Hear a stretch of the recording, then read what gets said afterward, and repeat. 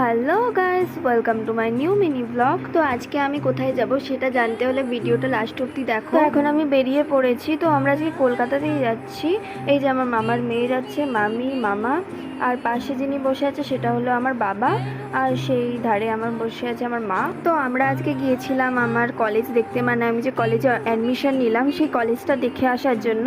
তো সেটা মুকুন্দপুরে ছিল, আমরা পৌঁছেও গেছি সেখানে। আর এটা হলো আমার কলেজের ল্যাব, আমাদেরকে ক্লাসরুমগুলো ঘুরিয়ে ঘুরিয়ে দেখাচ্ছিল।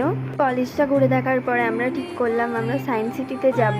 আমরা এখন ভিতরে চলে এসেছি। আর এর ভিতরে অনেক কিছুই ঘোরার ছিল। আমি যেহেতু ফার্স্ট টাইম গিয়েছিলাম তো আমার বেশ ভালোই লাগছিল, খুবই ভালো লাগছিল।